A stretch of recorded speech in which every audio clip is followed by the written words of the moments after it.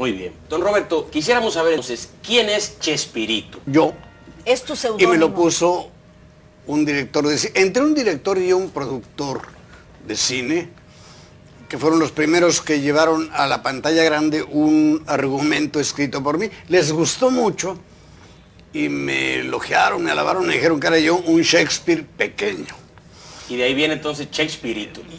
Como diminutivo, Shakespearito. Primero lo decían muy así, muy inglés, Shakespearito. Okay. Yo lo castellanicé más, Chespirito, y ya se quedó el hombre. Pero no hay un personaje. Bueno, lo que pasa es que hemos visto aquí en la televisión que usted en algunos entremeses que pasaban se llamaba Chespirito. Viene Chespirito y creíamos que entonces era un personaje, pero no. Porque era es su seudónimo, es tu seudónimo, sí, ¿no? E inclusive podría ser una comparación, digamos, con Cantinflas. Él era Cantinflas, aunque en cada película se llamara de manera diferente. Pero el actor era, era Cantinflas. El caso aquí es lo mismo. O sea, usted es Chespirito, Roberto Gómez Bolaños. Muy bien. Queremos saber, la audiencia quiere saber, cómo fueron llegando una serie de personajes que durante muchos años le acompañó a usted en sus programas. Por ejemplo, ¿cómo llega Ramón Valdés a trabajar con Roberto Gómez Bolaños? Yo había hecho una película, había trabajado en una película donde él y yo hacíamos unos papelitos pequeños. La película, el estelar, era Mauricio Garcés, era un gángster, y en humorismo todo, y Ramón y yo éramos dos de los 4 ayudantes del gángster. Cómplices. Y a mí me mató de risa Ramón. Tanto con lo que hacía adentro como afuera. A mí casi podría decir que es mi cómico favorito, Ramón Valdés.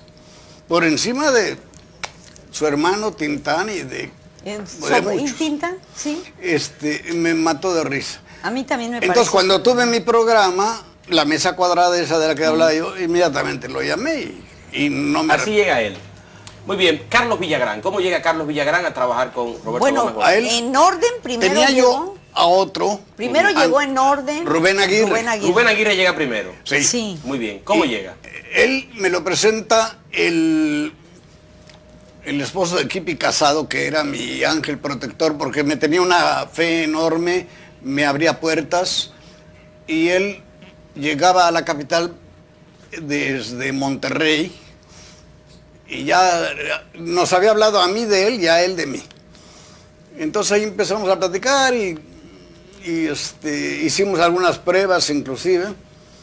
Y luego cuando la mesa cuadrada también lo llamé a él.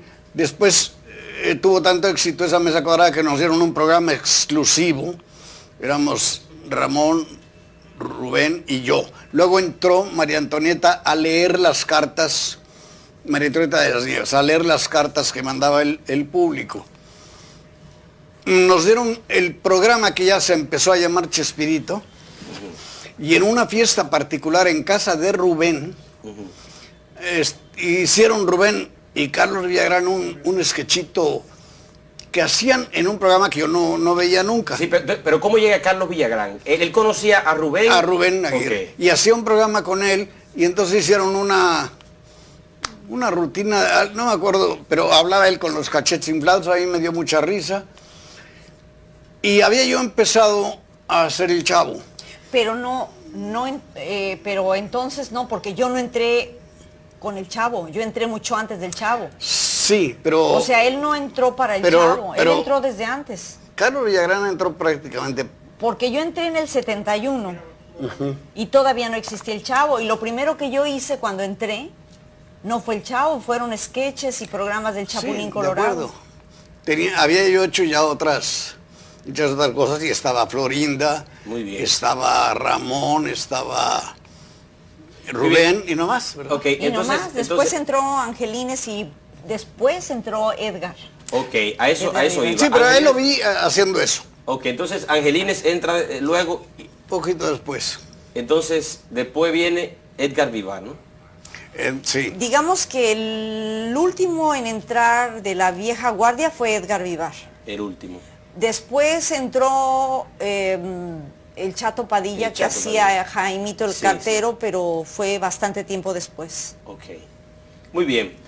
¿Cómo surge el Chapulín Colorado? Yo, antes de pensar en ser actor, yo había diseñado por completo el Chapulín Colorado. Había una pequeñita diferencia que era, digamos, el apellido. Yo le había puesto el Chapulín Justiciero.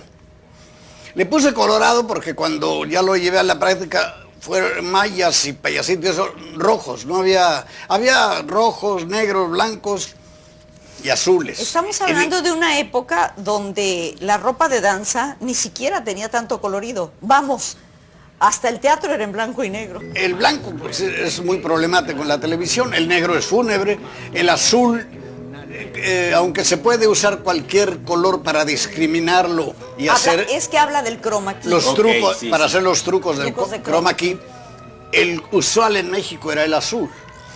Y entonces quedó el rojo. Y dije, bueno, si le pongo Chapulín Colorado ya se justifica el color del uniforme. Pero lo interesante de esto fue que ese personaje se lo había yo ofrecido a un buen número de comediantes. Antes de que yo pensara ser actor, ¿eh? De hecho, a todos los comediantes que había. Y nadie lo quiso. Todos los rechazaron. ¿Y qué decían?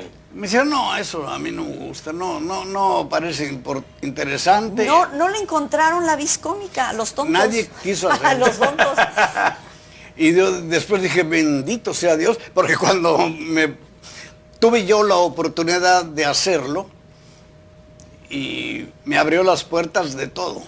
Al segundo programa, la gente y en la calle ya me veían y me decían, no contaban con mi astucia. Al segundo programa, la segunda semana. El Chapulín Colorado le abrió las puertas a la televisión mexicana. Se Porque puede antes decir que las eso. telenovelas se vendieron primero los programas del Chapulín Colorado en Latinoamérica, Ok. aún antes de las telenovelas. Por eso digo, cuando me refiero a los comediantes, digo los tontos, porque inclusive los Simpson hablan y parodian al Chapulín Colorado. Pero, ¿qué le gustó de Florinda? Todo. Es muy bella, Qué gentil. con un talento enorme, con unas facultades para todo. Ella escribe, no solo actúa excelentemente, escribe muy bien, baila muy bien, canta sensacionalmente bien. Ella podría en un mes o algo así de repasar nuevamente Madame Butterfly y podría cantarla. ¿Cómo? Sí, ópera, no nada más Sí, es desde algo hace muchos sencillito, años no, que estudia. ópera. Y lo podría hacer. Produce. Ella ha producido 3 de las telenovelas mejores que se han hecho en México. La primera que le escribió, la actuó y todo lo demás, hubo una propaganda en contra, pero el rating La fue superó. excelente. O sea, Que era siempre la gente Milagro responde. y Magia. Luego La Dueña, que produjo, arrasó con todo. Vivir con un genio es muy difícil porque tiene uno que aprender que son personas distintas a los demás. Por ejemplo, él no tiene conciencia del tiempo. Tuve que irle formando disciplinas de vida para que optimizara su tiempo y pudiera escribir más allá de los programas. De esa manera se hicieron la comedia musical, las películas y muchísimas otras cosas más, las obras de teatro, en fin, shows de cabaret, en fin, canciones. Pero, por ejemplo, a veces resultaba que yo guisaba una comida muy especial, iban sus hermanos y todo, y él se había ido a Televisa a dejar unos programas, pero se olvida de que tiene un compromiso con la mayor facilidad si se ponía a jugar fútbol con los técnicos, Okay. y sus hermanos y yo teníamos que comer solos porque no llegaba. Perfecto. Una pareja común y corriente, al llegar el señor a las 6 de la tarde y decir, ¿qué no hay nada de comer cuando ya está todo levantado? Ay. Ocasionaría un pleito. Entonces Claro. a mí me hizo aprender una nueva forma de vivir, decir, no, ya comimos. Ok. Pues, ¿qué pasó? Ay, se me olvidó. Pero no te preocupes, te sirvo la comida, ¿no? Si tuviera que darle un consejo a un joven que se lo solicita, en este caso, quien le está entrevistando, ¿qué consejo le daría? Que tengan proyectos. Yo creo que se es joven mientras se tengan proyectos y no importa la edad. Puede haber hombres de 85 o mujeres de 85 años, si tienen proyectos, son jóvenes. El que no los tiene, aunque tenga 14, 15, 16 años, es un anciano. Qué bien. Hay que tener proyectos y luchar por ellos, y proyectos obviamente buenos. Bueno, Gracias, muy sinceras gracias por acompañarnos aquí en este programa, en estos minutos. Nos hemos sentido muy complacidos, muy grata su presencia, los que nos han comunicado esas experiencias durante tantos años de labor en su país, en México. Y sean muy bienvenidos a la República Dominicana. Ay, Somos gracias. seguidores de su trabajo, admiramos su talento, sus capacidades